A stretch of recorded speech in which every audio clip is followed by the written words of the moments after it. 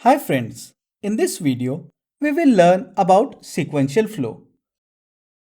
In Python, code statements are executed in sequential order by default.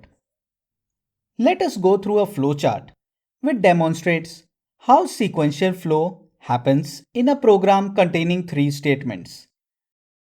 The flow begins when the program is started or executed.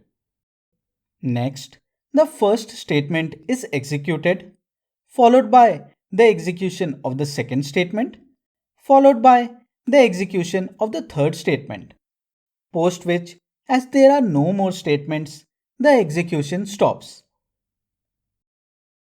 Let us go through an example code which has sequential execution. In this code, A is assigned the value 2 and B is assigned the value 3. Now, C is calculated by multiplying A and B. Finally, the value of C is displayed as output.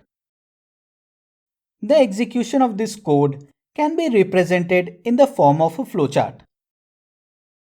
The flow begins when the program is started or executed.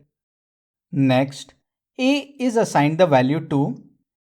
Next, B is assigned the value 3, followed by C, which is computed as A into B, followed by the execution of the print function. As there are no more statements, the code execution stops.